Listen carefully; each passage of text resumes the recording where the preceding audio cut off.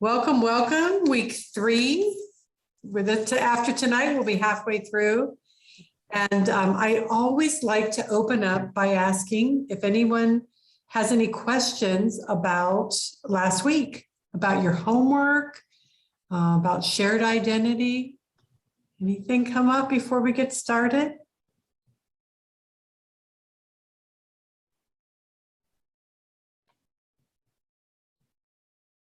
Look at everybody. No? It's all that clear. That's good. Oh, there we go.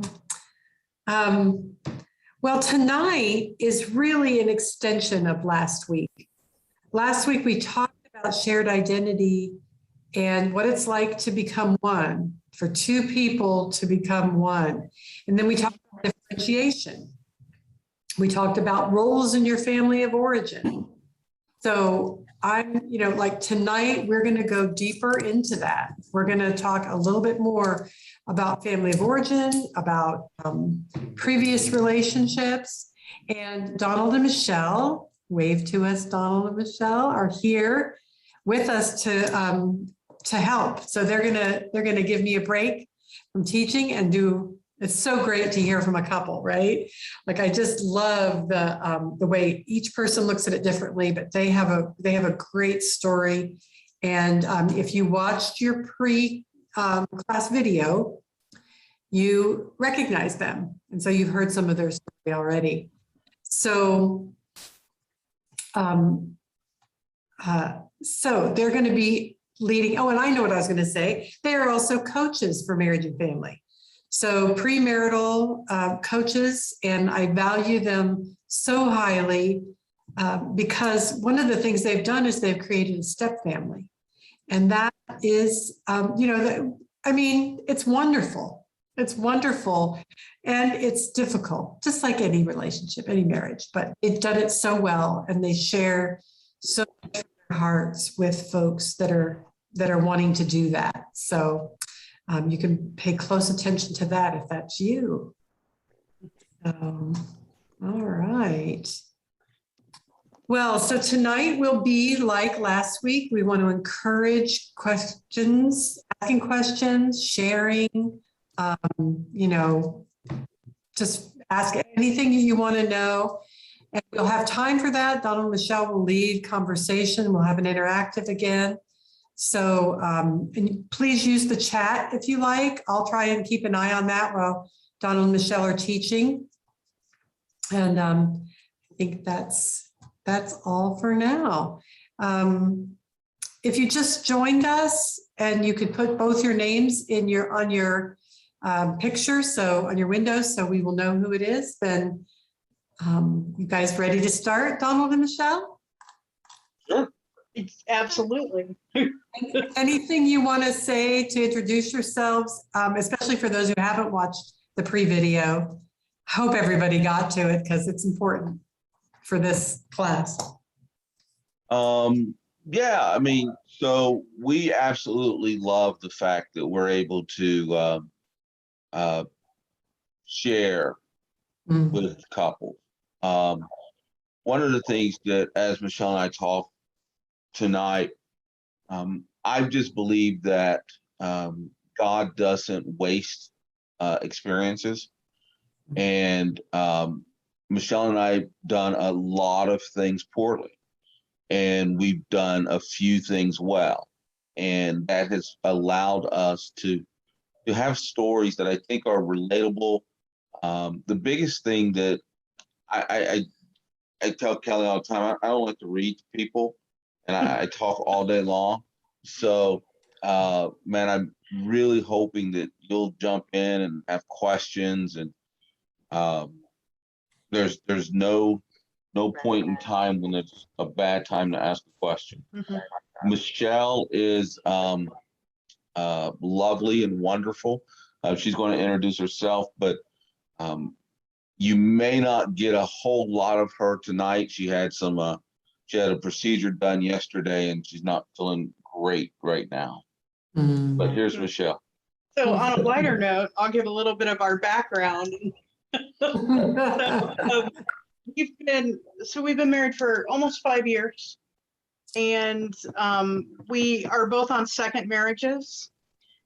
We have 3 children between us who are 26. One turned 26 today. So 2 26-year-olds and a 23-year-old. And so we are managing this new phase of life and parenting adult children and figuring out what that looks like. We have been marriage coaches and involved with the premarital program for 3 years, somewhere in there. And we just love doing this. We love getting to be a part of other couples' lives and getting to share things that we've learned. And man, we love it. We love it. And we sat right where you sat. Oh yeah, And, we did. We did. A quick story, and at some point we'll start. So we sat right where you're at, and it was our second go round. So I really wanted to do it well. And at some point, someone said that, hey, you know, a lot of couples that go through this class, they end up not getting married. And I thought, cool, this is exactly what I want to have happen. You're a mess. But the class became the rock of our marriage. I have in front of me the book from 2016 when we took it, and it truly is the rock and the lessons that we learned. You'll hear things and you'll make notes that you really don't understand the impact of it until that situation occurs. And you have a tool. So I love this. I love this stuff. So tonight, I hope you got to watch the video. We're talking. Show of hands. At least a few of you. Did a few of you watch the video? So okay, cool, man. That's wow. That's awesome. Wow. That makes it so much easier. So you're going to hear a lot of things in all 6 weeks, and some of them are fun. I mean, and this week I feel like it's a I don't want to say heavy, but it's an intense topic. And intense usually because I know that when we first learned about self-protective vows and started talking about family of origin situations, there are a lot of like light bulb moments that go off and you're like, oh, this is why I am this way.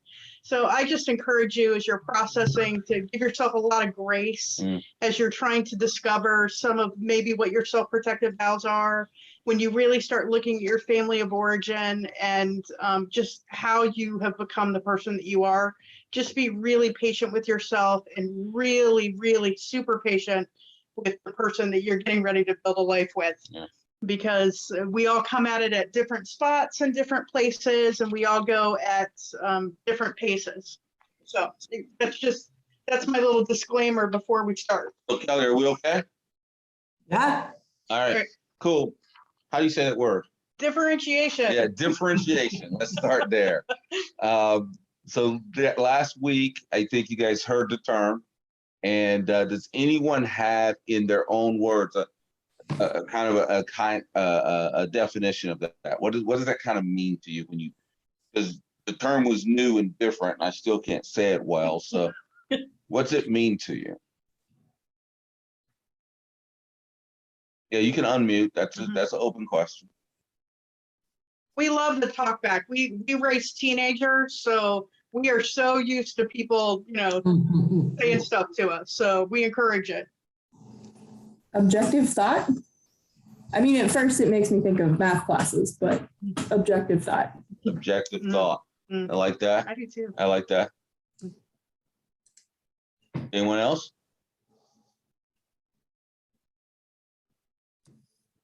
So go right ahead.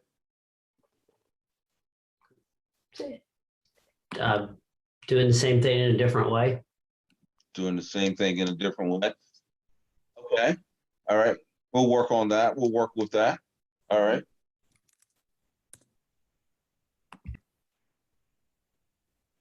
Anybody else? Anybody else?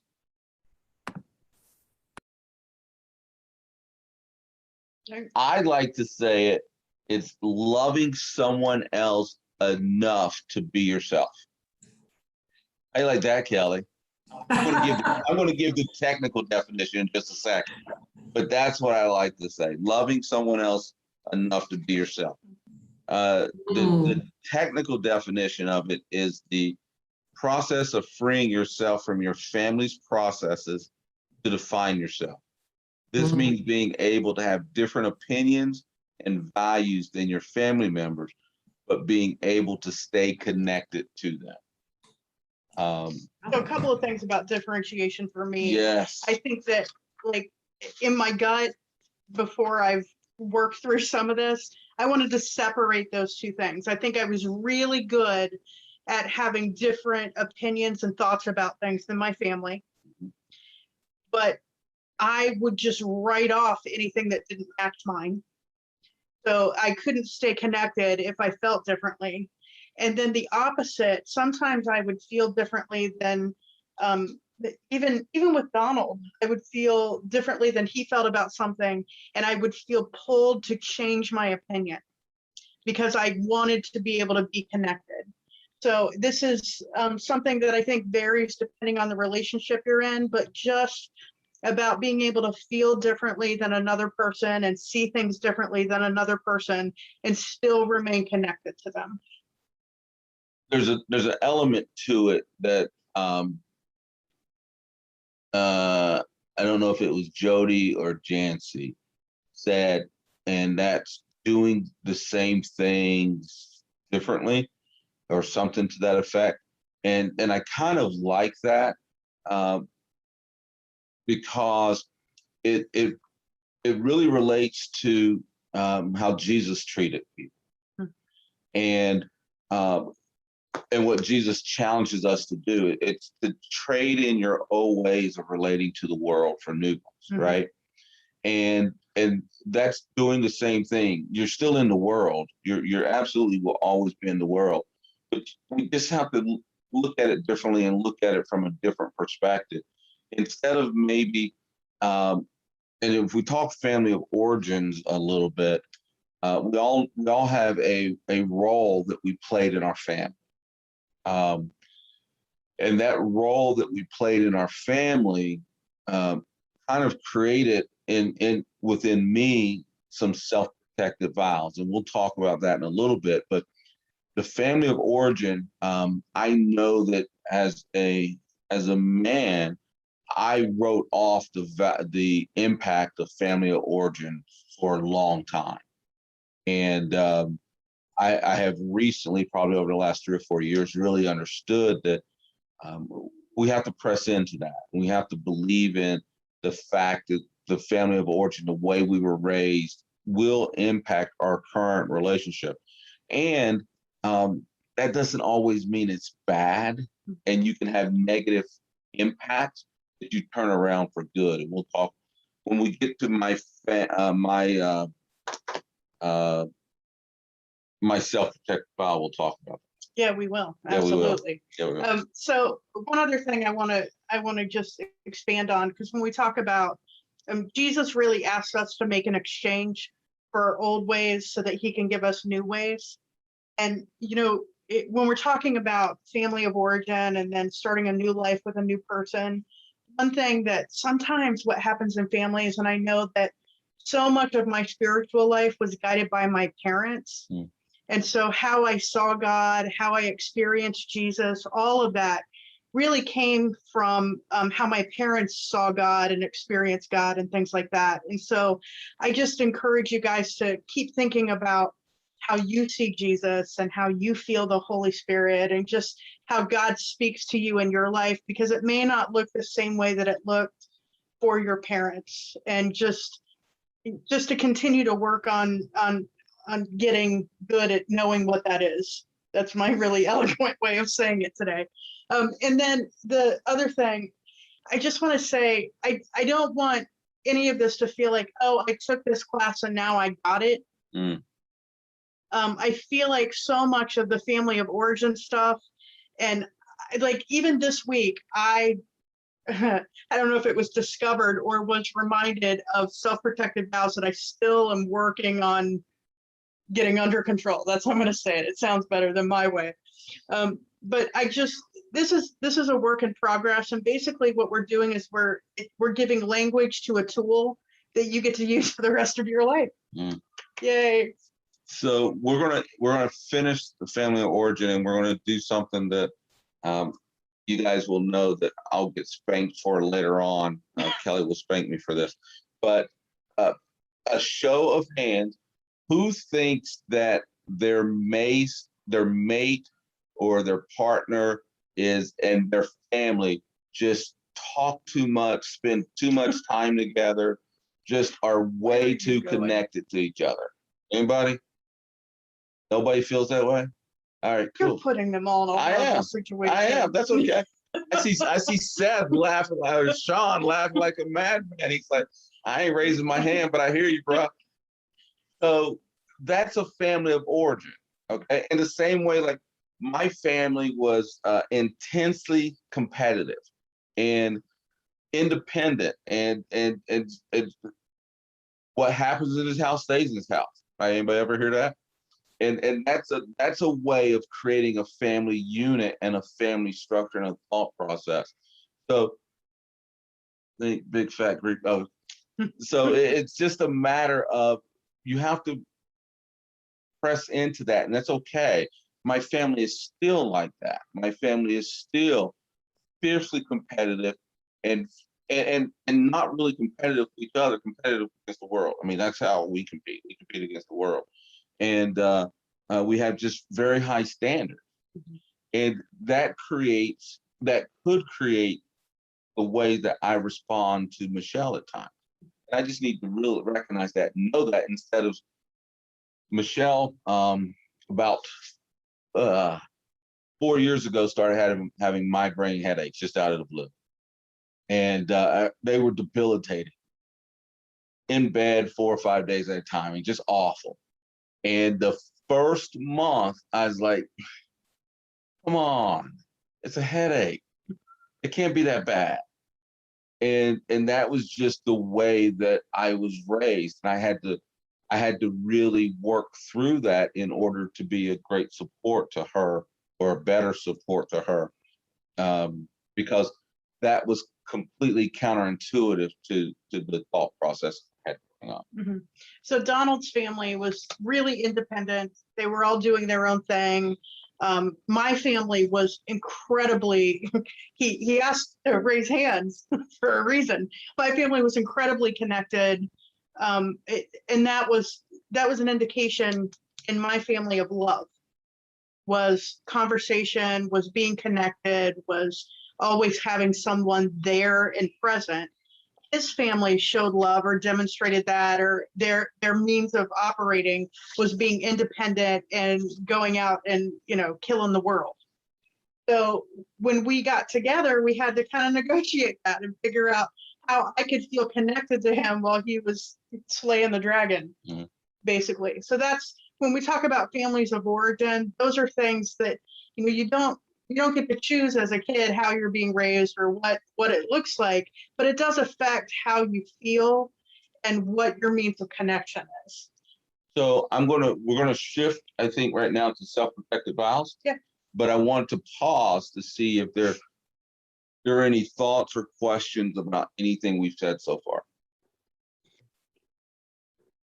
Donald, I had a question. Could you repeat your definition of differentiation? It was something like loving someone else enough to, and I just went by too fast. Be yourself. Oh, okay, thank you. Mm-hmm. Mm-hmm. So, what? Go anybody ahead. Anybody else? Beautiful. Okay, go ahead, Michelle. No, I just want to, we're going to talk about self-protective vows, but so many of my self-protective vows, and certainly Donald's self-protective vows as well, have come from family of origin experiences. Now, not all of them. Some of them have come from past relationship experiences. Some of them have come from other things, but the root of most of my self-protective vows are from family of origin. So even though we're kind of shifting and using kind of a different topic, it all is kind of intertwined. And we'll talk through some self-protective vows and some things that we have. But here's a great way to, I think, to kind of identify those vows in your own life, not to point them out to your partner. That's a bad thing. It is bad things. But I will never, I always, whenever you're making an absolute statement, Mhm. that is an indication that you might be making, or you might have a self-protected vow. Mhm. Okay. So Kelly, 7 years ago, 10 years ago, 13, 7 years ago, I don't know what you're about to say. here's the definition I wrote down for a self-protected vow. You ready? I love this. A path through life that I chose either intentionally or unintentionally. So the unintentional aspect behind the self-protected vow goes back to your family origin. My family was fiercely competitive, fiercely all about achievement. My self-protected vow was, I will always demonstrate my value to the world because no one will ever outwork me. And that became, no one will ever outwork me. Right? Is that an absolute statement? That Oh, became, that's so funny. right? But that became my self-protective vow. And that in any situation, any problem I had, I would always know my go-to was to go and outwork anyone around me. And at the cost of people who wanted to be connected with me, because my family got value and felt loved when I was out working, right?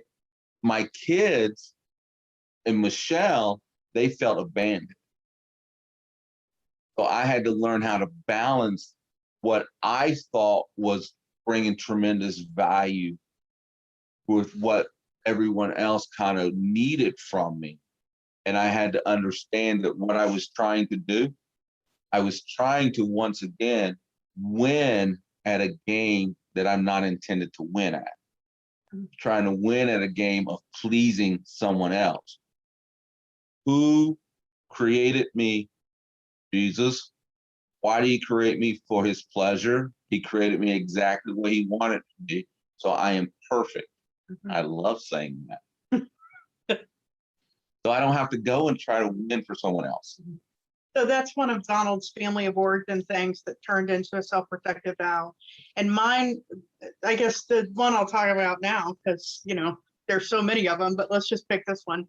So when I was younger, my brother was 2 years older and sick. And so my family was this family that valued closeness, like everyone needed to be close, but my parents didn't have the margin to deal with any issues that I was going to have because my brother was sick. And so I was rewarded in the same way Donald was rewarded when he had successes. I was rewarded for being quiet and not needing anything.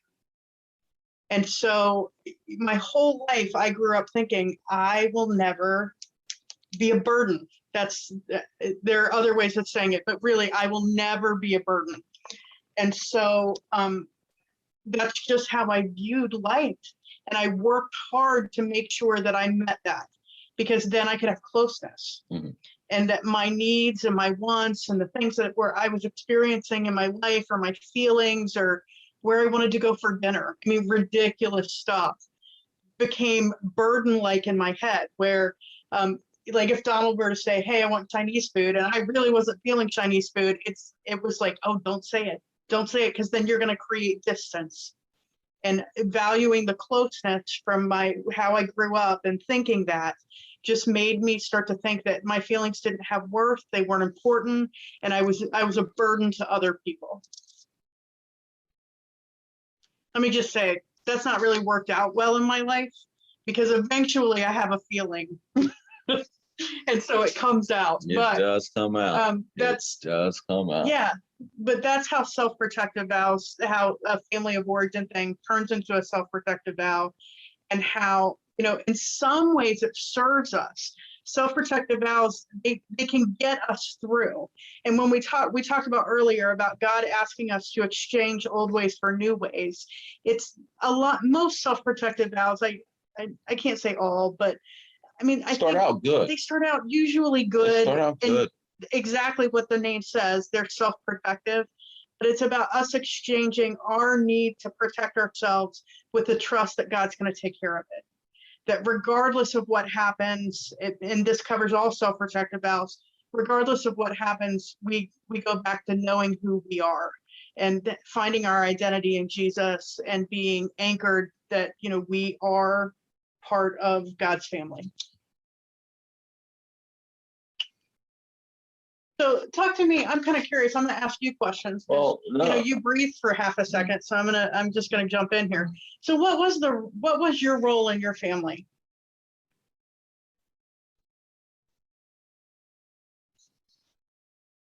Did I put you on the spot? You did. Well, I want to know that too, Donald, Michelle. Yeah. I think the people want to know. So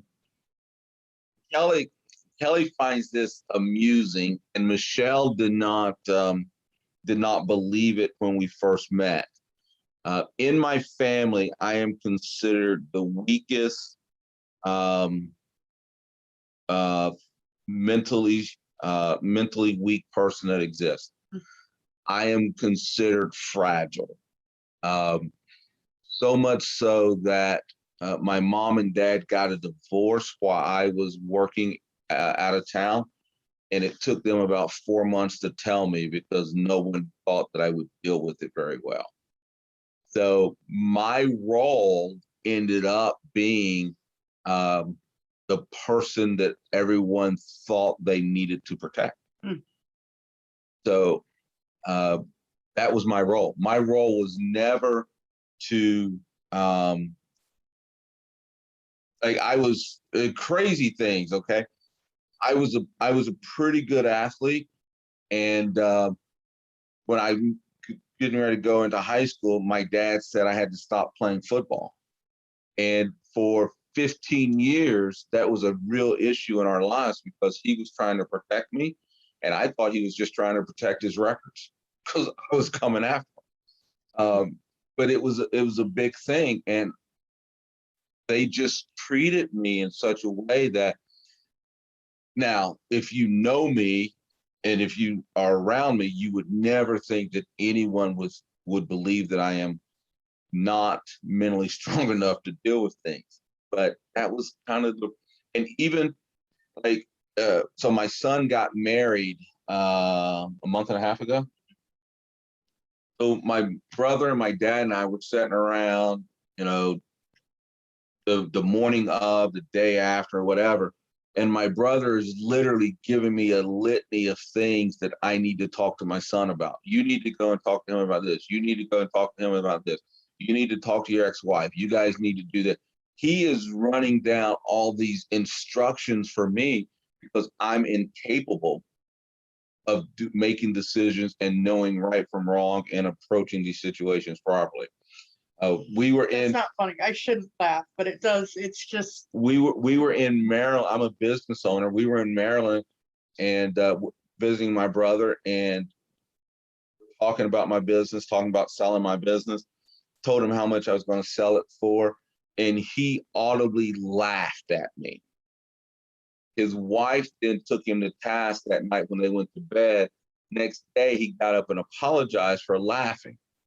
But then here's what he did. It's an accounting firm that I own.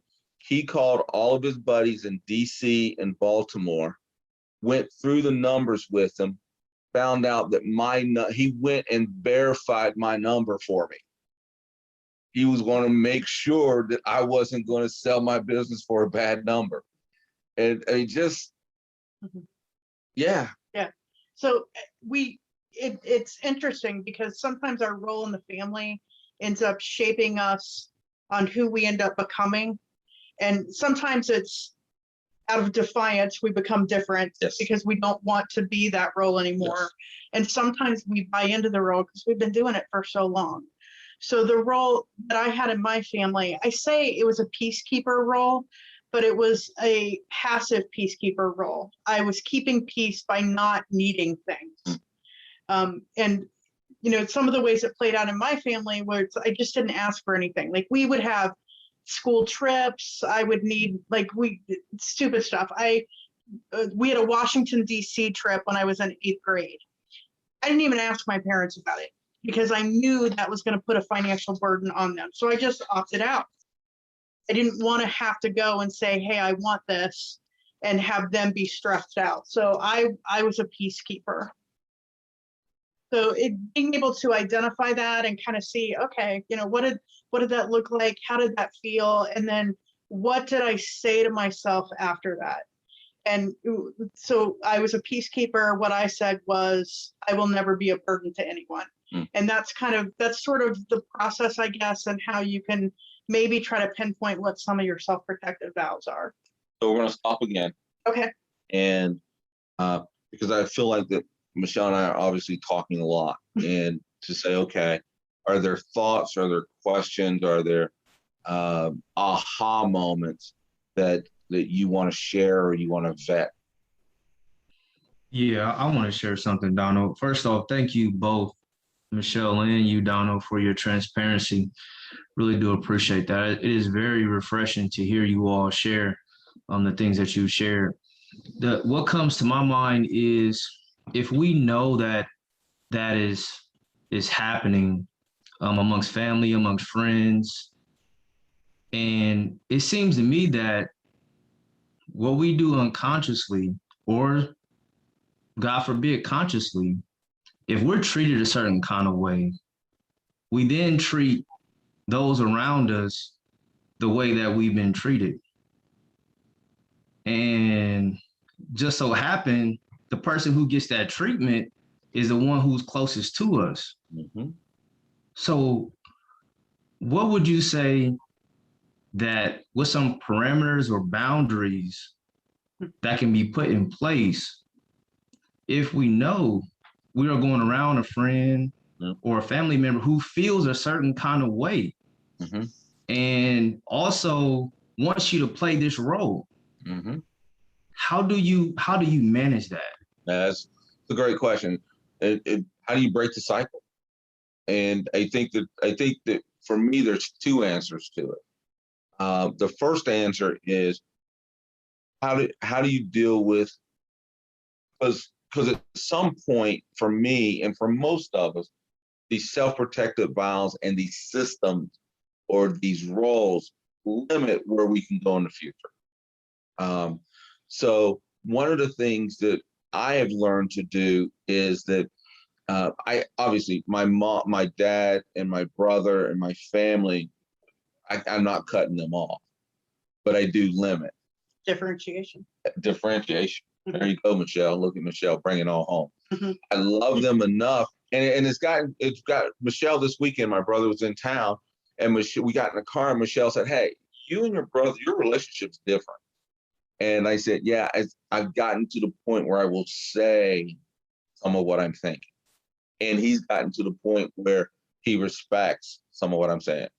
So it becomes this battle a little bit where you have to be yourself, and you want them to love you, but what happens, and you said it, boundaries.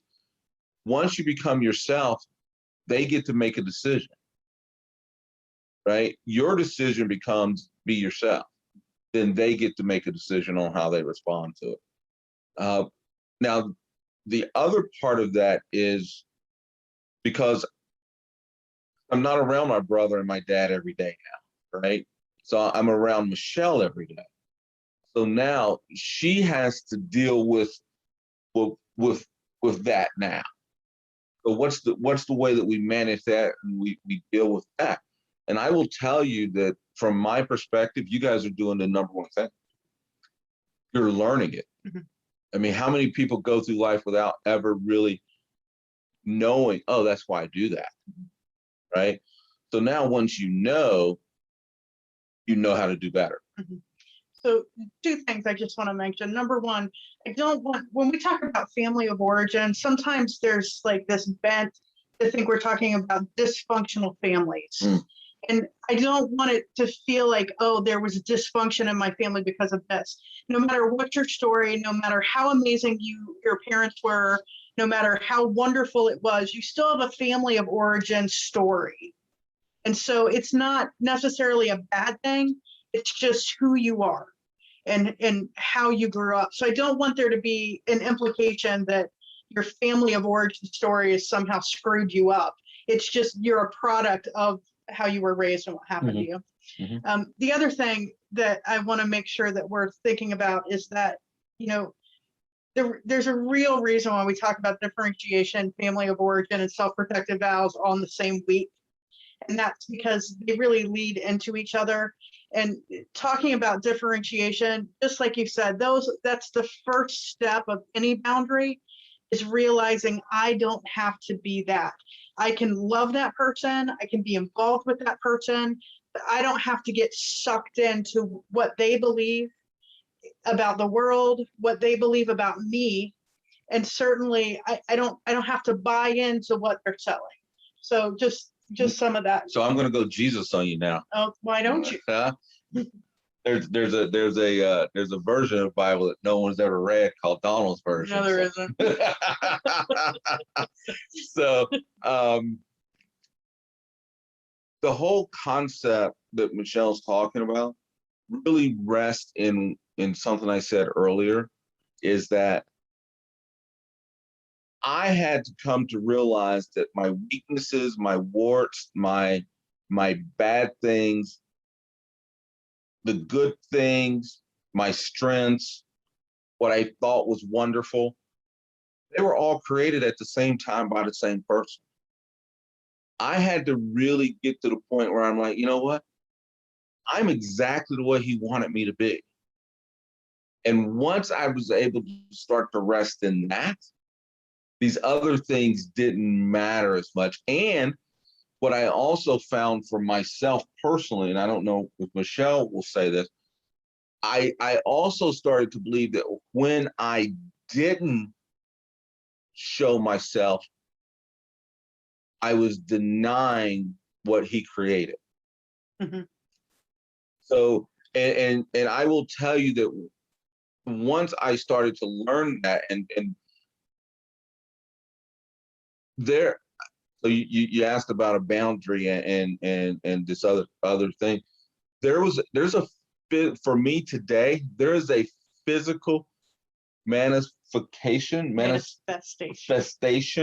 of my body when I get outside of myself. And it's really weird, and I'll share it with you. You guys all know the Scream photos with the face that kind of turns in a circle.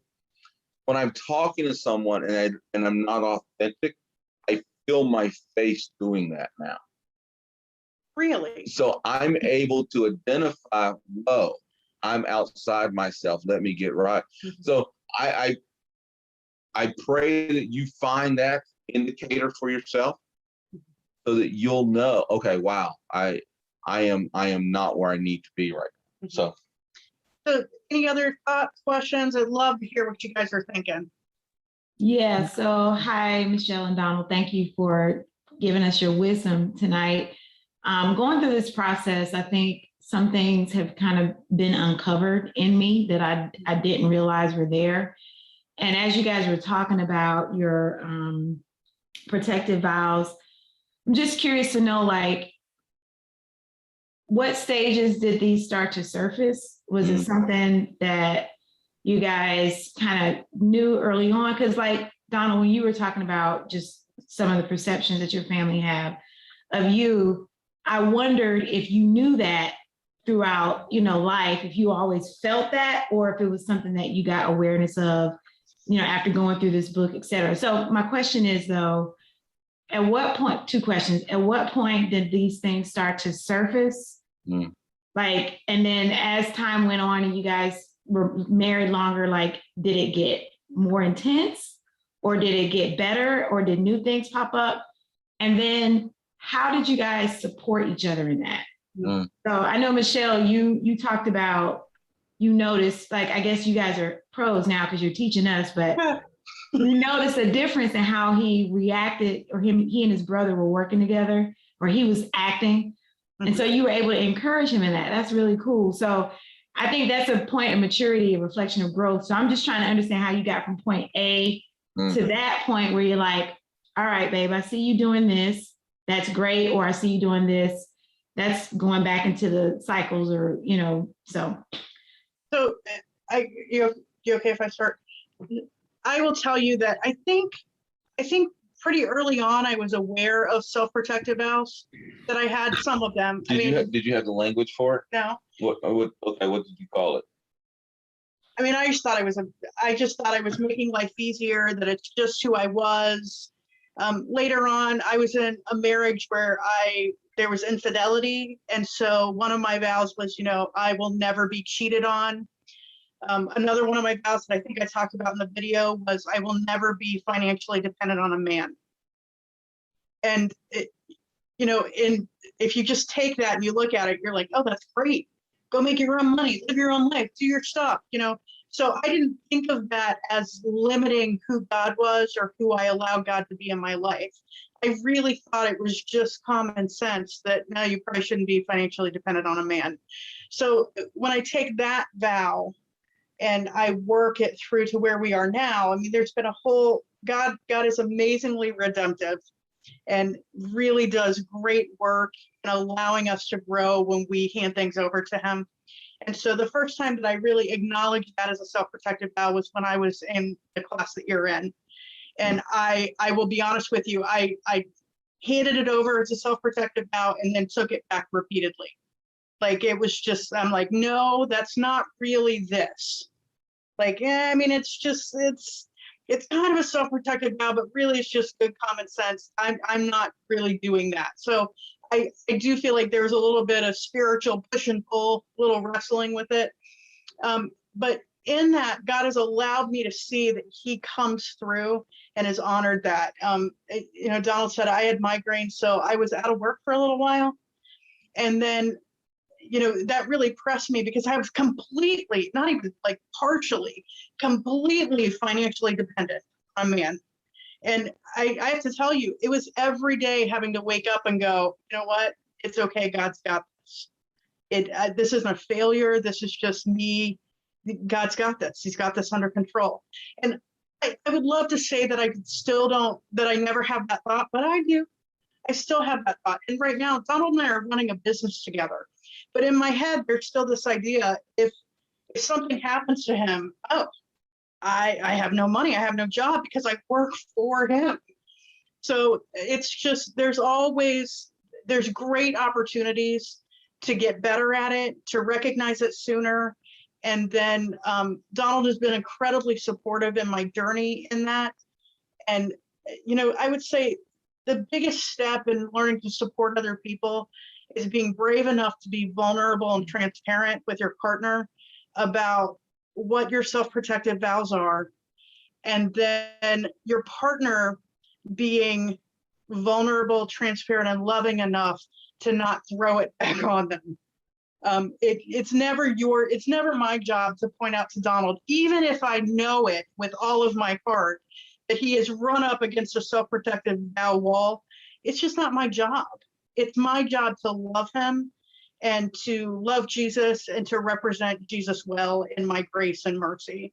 And so just being supportive and trusting him to be open enough with me so that we can work on it together.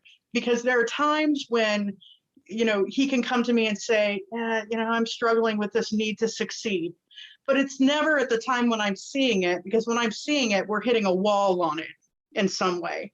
So just, it really is about that open, vulnerable, transparent communication. And I don't say that flippantly, like that is so freaking hard. And it's still hard. And it was hard on day one, and it's still hard because there's still a vulnerability to it. So I would say that I first kind of recognized the situation regarding self-protective vows probably when I was in middle school. But I didn't have a language for it. What I knew was that I acted and I was treated differently at home than I did at school. So I was living a double life. And I would put on and take off a mask. So that became an indicator to me. And what happened was that when I could get away from the house, I would never have a desire to go back. So I want to stay away because I didn't like the way that environment made me feel. So when you ask about an indicator of when, I think that if you look at your life and you say, you know what, the way that I am at work and the way I am at home are vastly different, then there might be something there, right? Because we really are intended to be the same every place, to represent Jesus everywhere. I didn't have any language around it until this class. I truly didn't have any language, nor did I recognize there was anything wrong with it. Probably 7, 8 years ago, I was with a counselor and he asked me, Don, what's your greatest skill? And I said, my greatest skill was to be a chameleon. I can fit in any place. And he then turned to me and said, well, why does a chameleon change its colors? And I said, I don't know. He said, out of fear. And that is when I really started to realize, I'm hiding, I'm afraid. And what he did, and this is something I'm not going to recommend everyone do, because it's not easy. He had me go 30 days and say whatever I thought. And that was a difficult, you think, oh, everyone's smiling. Oh my God, wouldn't that be great? Yeah, like if I could flash a disclaimer on the screen, I would say not recommended. Not recommended at all.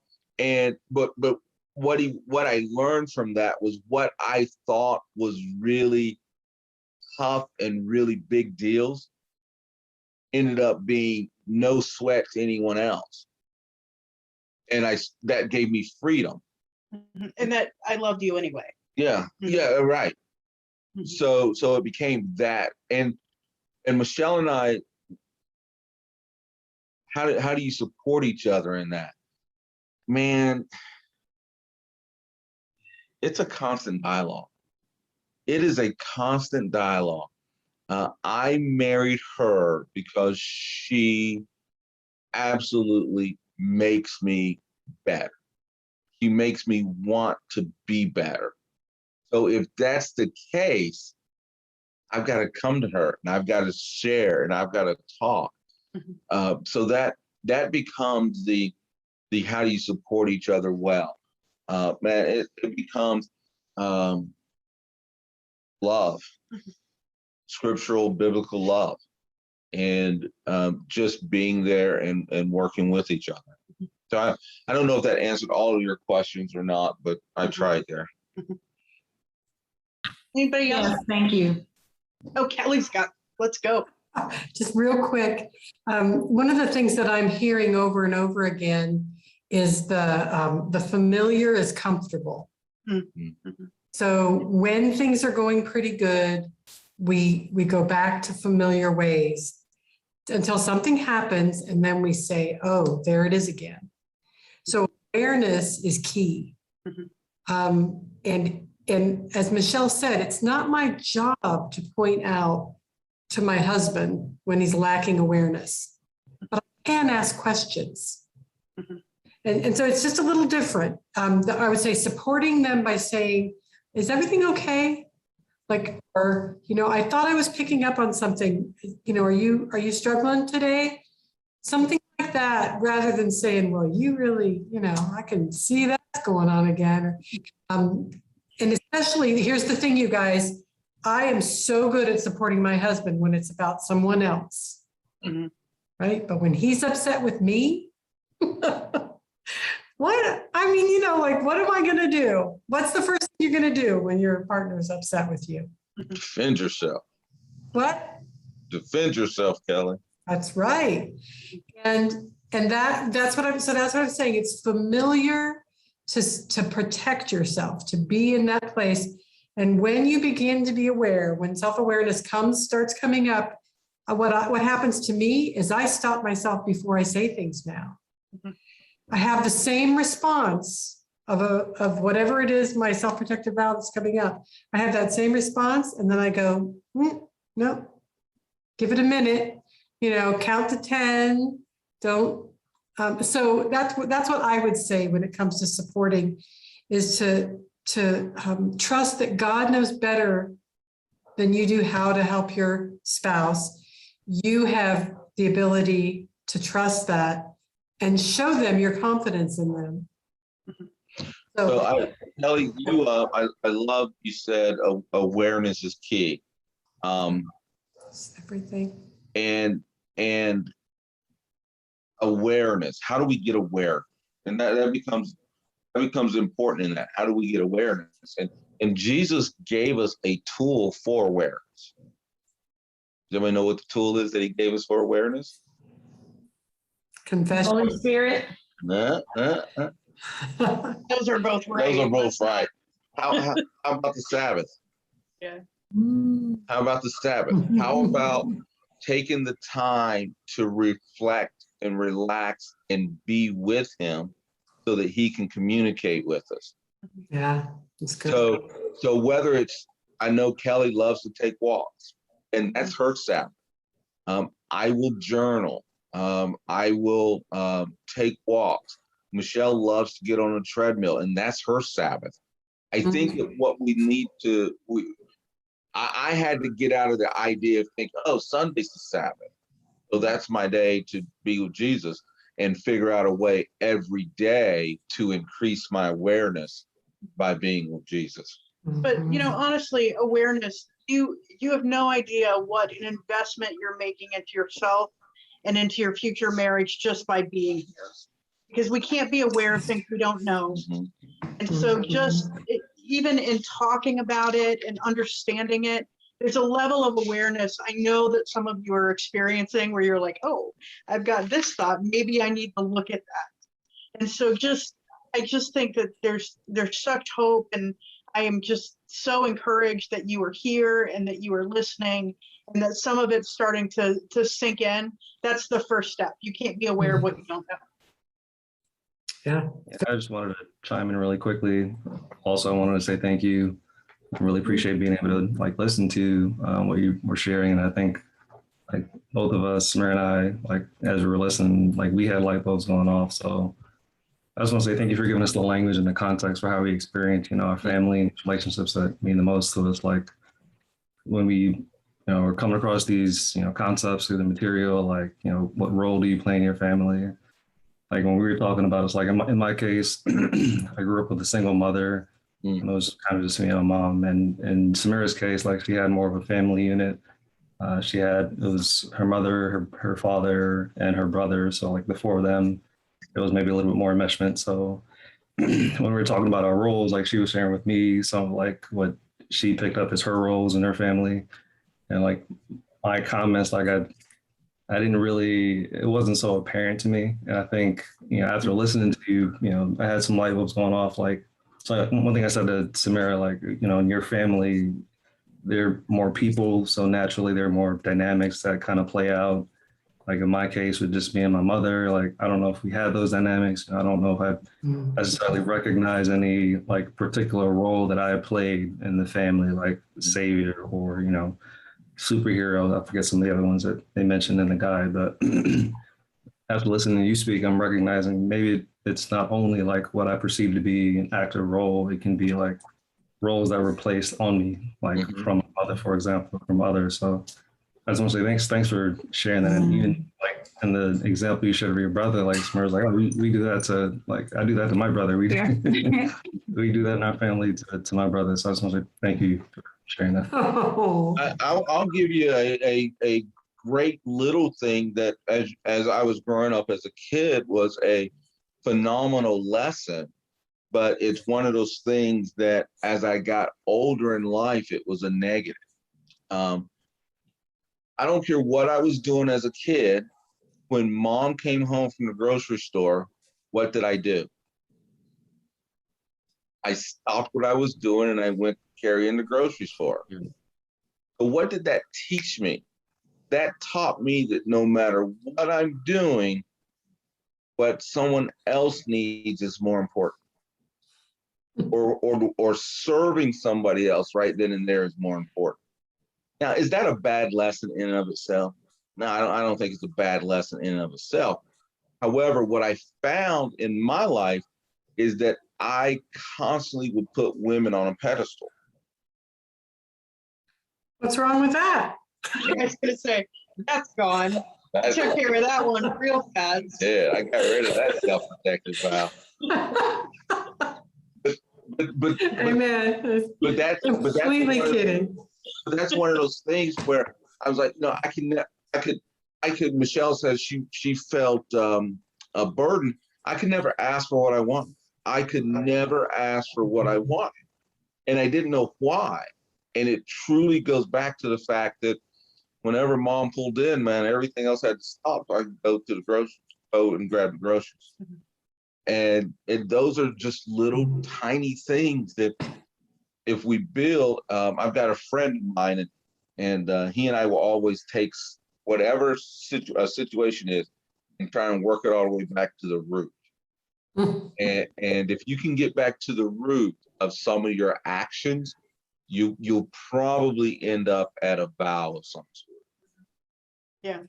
And no, go ahead, Kelly. I do want to interrupt you just real quick and say that one of the things that I like to do during this, there are, like, I think somebody said earlier, there are folks who had a really good family life. And they felt they can't think of anything, or they don't see anything. And I always what I like to say is, you know, that is fine. If you feel that way, it doesn't mean you don't have any self-protective vows. It may mean that you have expectations of yourself to live up to something that's a little more than is going to work in your relationship. So what I'm in an awkward way getting to saying is that your marriage, if you get married, your marriage will be the vehicle that you will discover your self-protective vows through. If there's something you cannot give up, you find yourself defending. You have to be willing to say to yourself, why, what, I think the most important thing is, why does this keep coming up with them? Or why did they keep saying this to me? I don't see what they're seeing. Like when my husband said I wasn't a good listener. I know that I am a good listener. But if I don't say, why is he feeling that way? Where's that coming from? What's he getting at? Then I'm not able to see myself. So we're not saying you have to have, that everybody had some sort of big dysfunctional thing like Donald and Michelle and I did going on in their families. I didn't have a dysfunctional family. I don't know my family life was great, Kelly. I have no idea. It might sound dysfunctional to you, but to me, it was great. Perfect. Stop it. It was. I know. Yeah. So the other thing that I really think is important to say is that this is not throwing your family under the bus. Mm-hmm. This is not saying that my mom did not love me, but she loved me and she did things that were harmful. Nor is it saying that your issues are your because of. Mm-hmm. At some point, we all put on our big boy pants and big girl pants, and we get to change our lives and be who we want to be. Yeah. We have ability. So there's a spectrum here. There can be a lot of trauma and a lot of really bad things that happen, but there can also be like a really healthy family. And let's say you came from just the greatest family. Everybody was supportive. Everybody loved each other. Everybody had their own identity and was supported. And you marry someone and they didn't.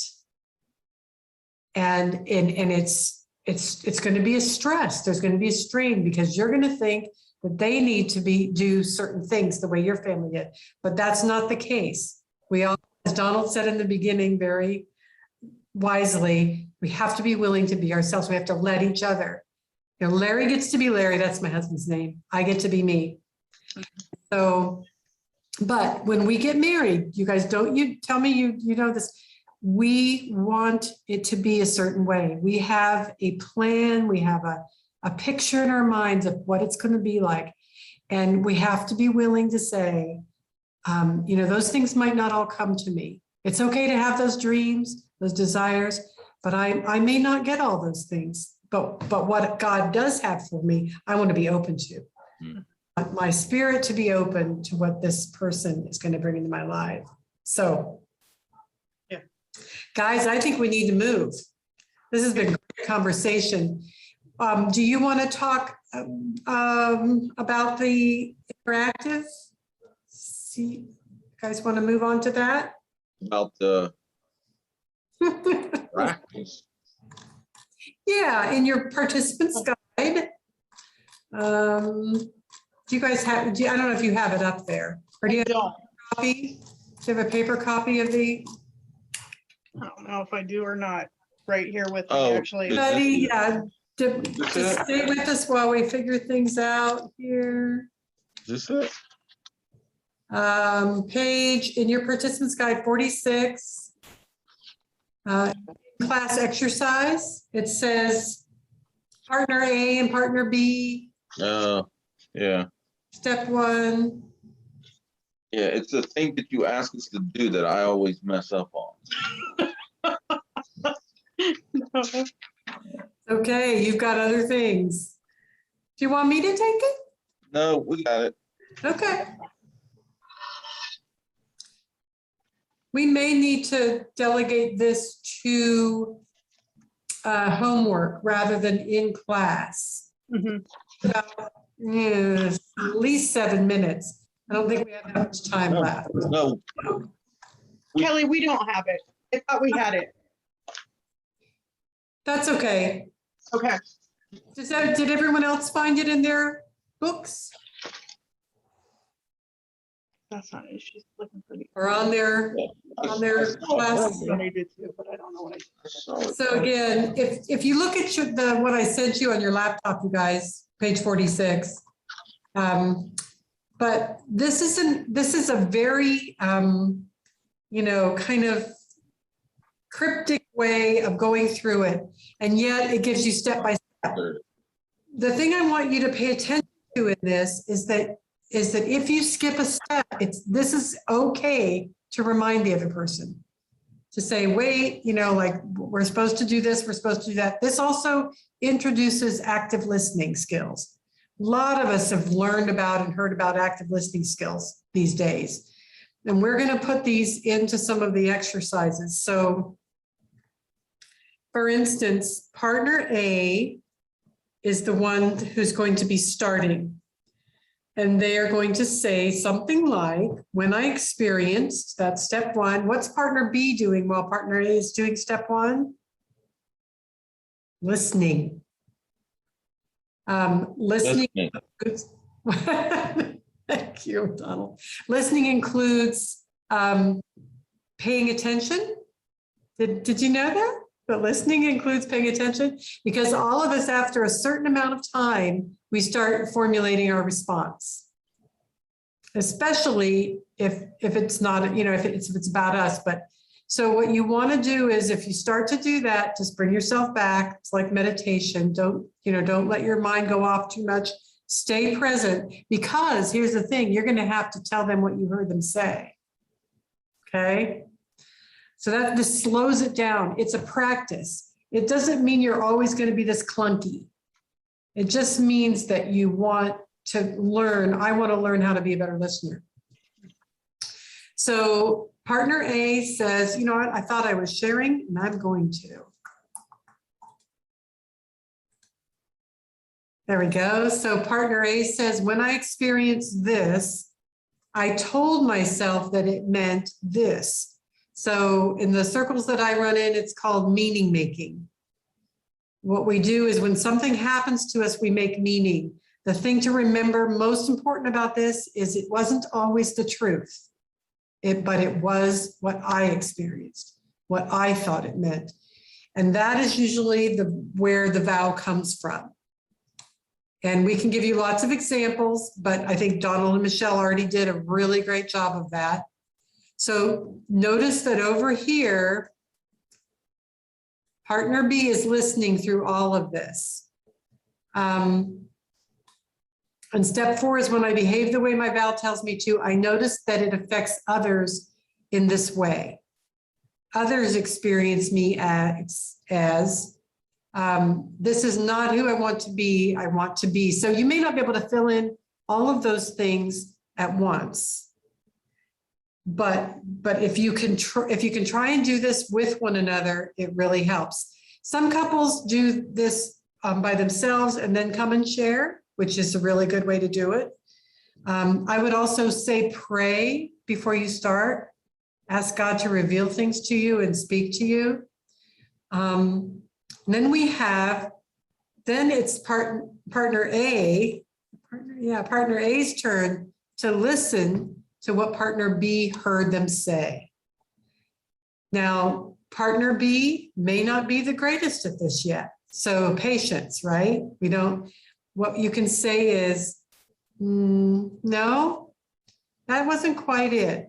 What I said was, and you can say it again. But the thing here that's really fun, that's really important is you get to empathize. That doesn't mean that you take on what they're talking about or what they're feeling, but you get to say, I'm sorry that happened to you. Or that must have been really hard. Or, tell me more about that. You get to say, I want to understand. I want to know you better. You thank them for being open and for trusting you, for being vulnerable. And also you don't say, well, what I notice is, this isn't the time for that. There are other times for that, but this is time to say, thank you for saying how you see this impacts us. And then step 6 is to pray. So partner A, there's a prayer, Lord, help me commit to behavior in the place of this vow that will help me grow to be the person I want to be and be more present in our relationship.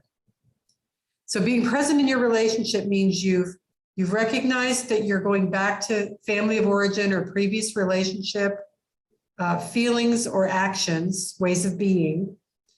And now you're saying, Lord, I want to be different. And so help me.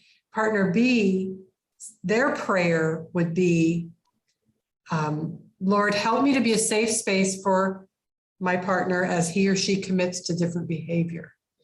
So I'm going to stop sharing here so I can see everybody. You see how that's pretty, like I said, clunky. It might feel unnatural to you, but I would love if you would practice. And Sorry, Kelly. Just one other thing. This is what our coaches do with you. When something comes up in your relationship that you want to work through, coaches help you to do this practice right here. It's a really cool thing because you get to have somebody else say, let's say it was Eric and Melanie.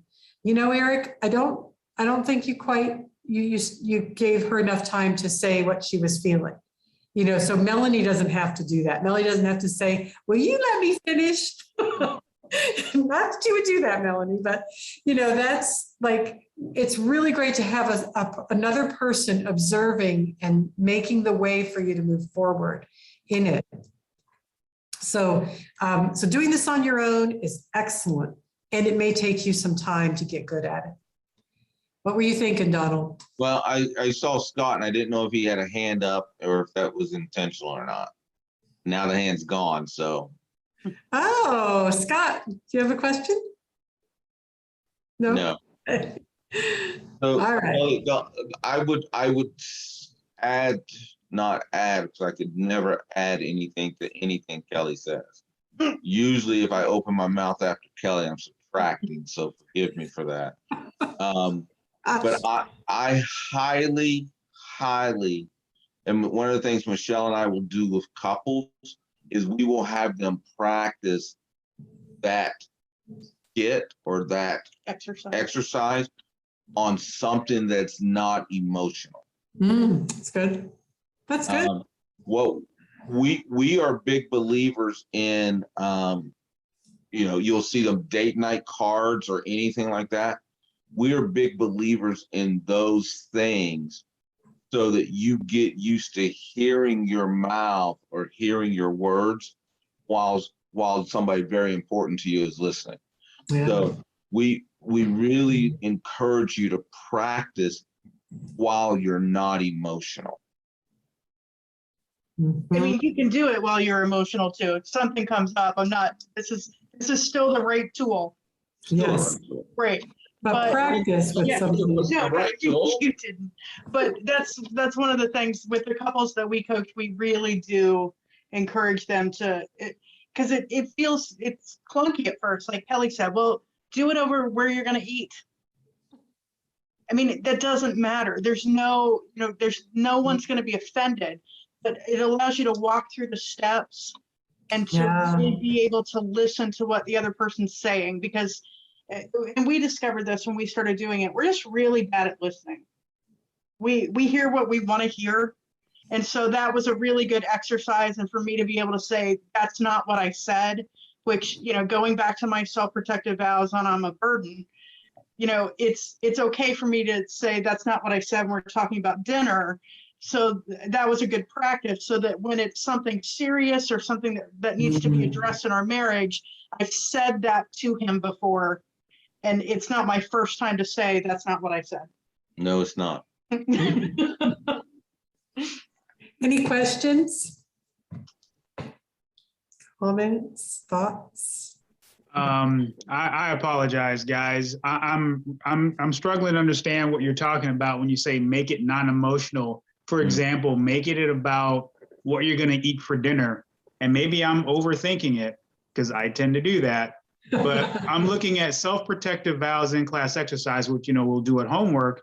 When I was, are you connecting that? When I was, 12, I experienced not having what I wanted to eat for dinner. I told myself that. I'm sorry. No, not exactly. Not exactly. So that is definitely the right tool for self-protective vows for those things that come up.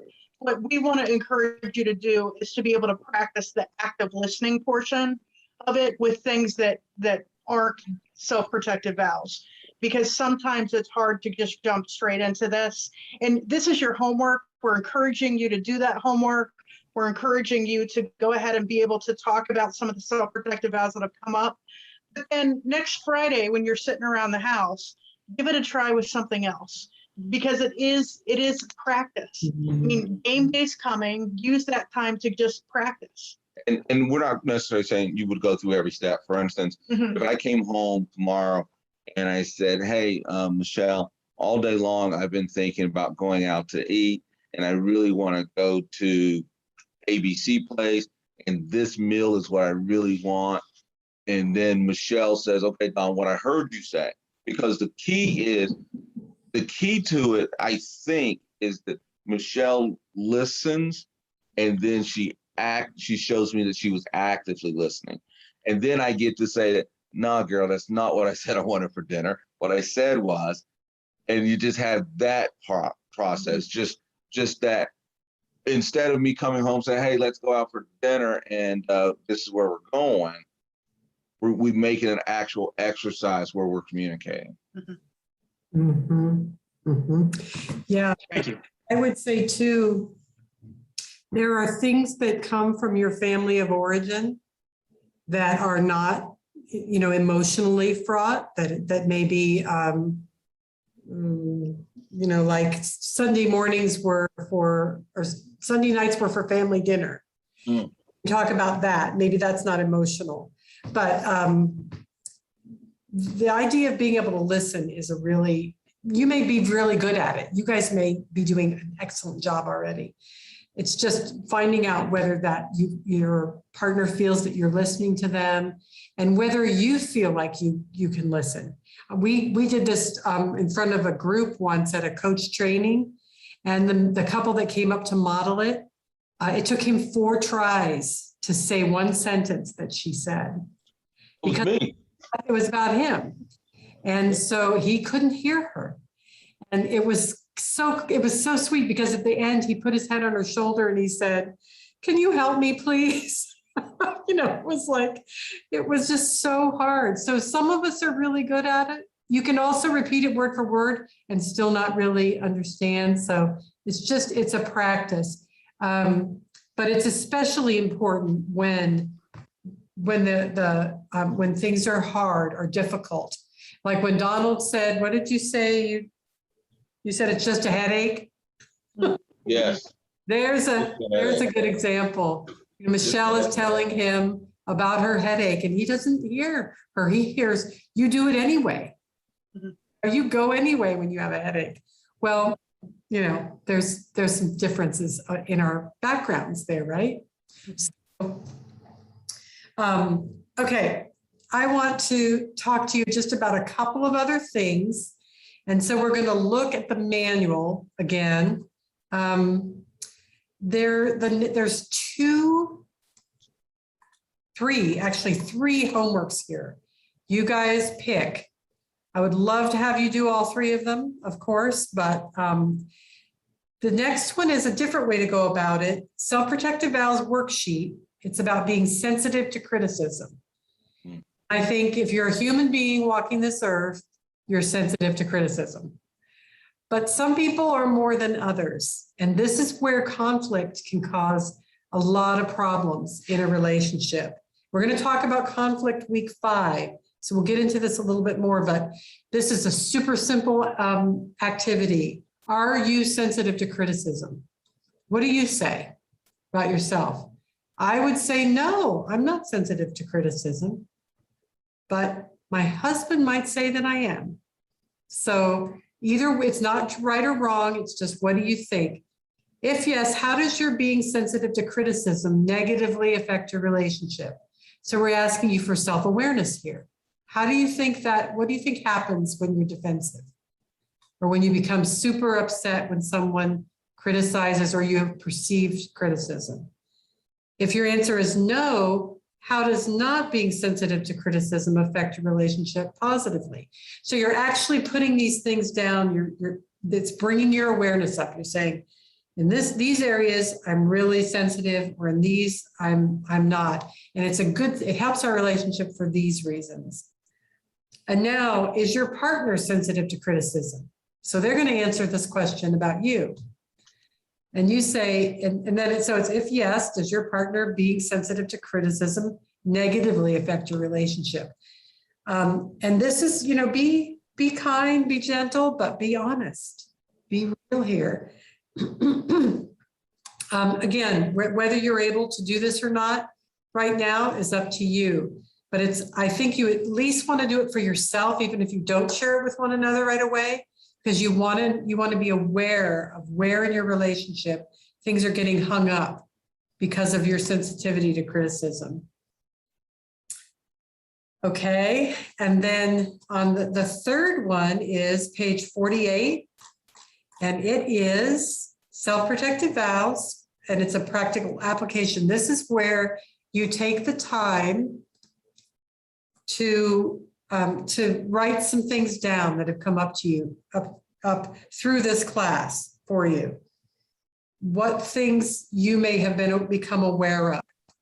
And we have, there's a list in there as well. Where is it? Of examples. Sorry, guys, while I look through mine. Oh yeah, on page, if you're having trouble on page 45, there are quite a few examples of self-protective vows. They may kind of be a springboard for you. Okay, so back down to page 48. Then it talks, we give you instructions on how to share with one another. And this kind of goes back up to the exercise that we started with. We made that table to help couples do this homework. There's some prayers in here, and there are things for you to do to address your own self-protective vows. And what I like to do here is to stop and say, often we need help doing this. So you and your partner are not each other's counselors. That's not a great thing to have in a marriage. If you can be, like Donald said in the beginning, yourself and be transparent and vulnerable, but you are not to be each other's counselors, you might want to say, I really think it'd be good to talk to someone about that. That's kind of where I would say, if you're struggling with this, maybe you need a few times with a counselor. Maybe you need to contact your church and ask for someone to meet with and talk with about it. A prayer partner. I mean, there's all different kinds of relationships. What I don't know if I've said during this class yet, and if I had a big highlighter, I would highlight it, is don't go to your families. So especially if it's about you and your partner in your relationship. It's very natural for some people to call their sister, their mom, their brother, and talk. I actually had a couple recently who broke up because he called his mom whenever they got into an argument. And so his mom didn't want him to marry her. Imagine that, right? You want your parent or your family to love the person that you're with and to support them, both of you in the relationship. And so what you want to do is have someone in your life that you can talk to that isn't so close. What I always have said is find someone who loves you both. And, where love might be a really strong word, a coach couple can be an advocate for you to come to and say, this is really hard for me, or I'm struggling here. But find someone that loves your marriage, that really wants you to succeed, and have somebody like that. Be like that for somebody else as well. Don't go to your families. And it is a test. It is a real test. But remember, if you tell them something about your spouse or your partner, and then you forgive them, and you feel better about it, and you see they're growing and improving, but you don't tell your family member that, they're just keeping score of all the things. Now, every once in a while, you'll have a parent or someone who says to you, you need to do your work. Stop talking about them. You need to do your work. This is a good person you have. That's a great parent to have, but nonetheless, please do your best not to talk to your parent about it. And, I haven't mentioned another thing I have not mentioned, but we have other different churches represented here. So some of you have come from another church. You're not a part of Vineyard Columbus. And your churches probably do offer something for you there, but it's a great place to reach out to be known in your community.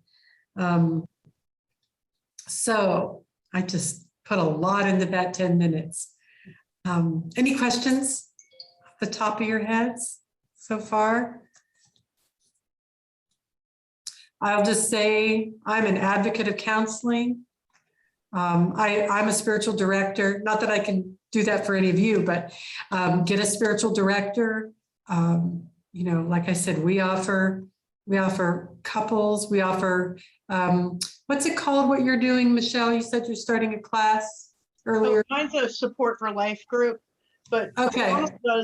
You're a mentor. Is that what they call it? It's a life mentor. Vineyard has a life mentor. Mm-hmm. So our church is all about, helping folks get to where they want to be. So you can contact our church. You don't have to be a member. You can come and participate in those things. So 8:30 on the dot. Have I forgotten anything, you guys? Donald and Michelle, anything? I don't think so. Mm-hmm. I do have one quick thing, Kelly. You said not to be your own counselor. What? Not to be your partner's counselor. Okay. So you said when you come to this point of the self-protective vows, you said not to be that's fair enough. That's fair So enough. listening and supporting is good. Mm-hmm.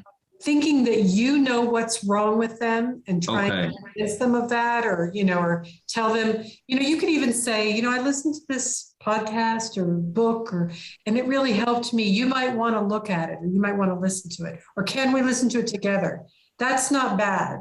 Okay. It's when you start to think that to diagnose and Okay. tell them what their self-protective hours. Right. If they ask you, then you say, "Are you sure you want to know?"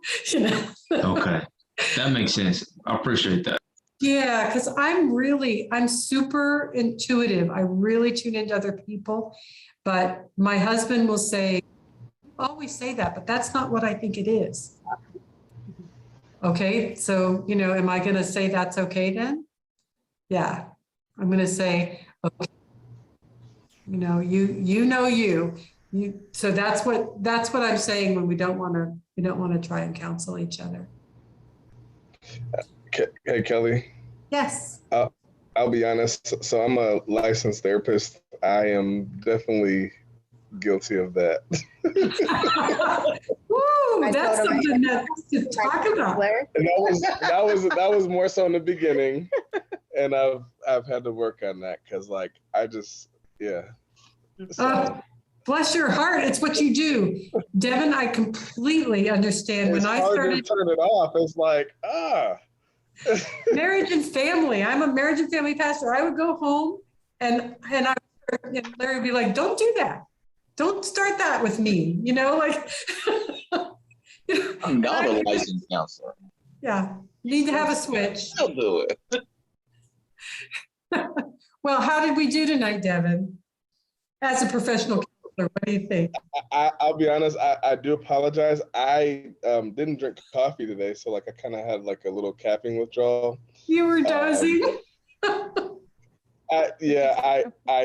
have caffeine withdrawals going through. So, but no. I mean, my opinion, this has been really good. I really liked what Donald said about accepting the parts of himself, really being intentional about that.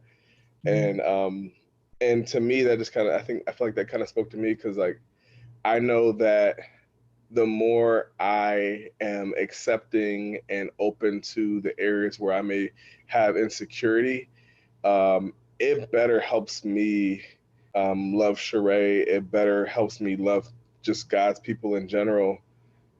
So that really, really stood out to me more than anything. So yeah. Good. Well, if you need to, you're going to get sent the recording so you can watch it again if you want. Nothing. I think you're good. All right, guys. It's just such a pleasure. I did forget to tell you about something in your books, and I want you to take a look at it. It's called Non-Negotiables.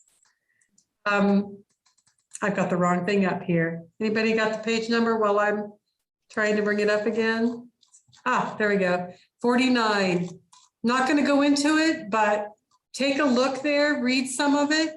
And it kind of goes along with self-protective vows, and you can have questions next week. I'm also always available if you have questions during the week. And so I think we will end tonight asking Donald and Michelle to pray for us.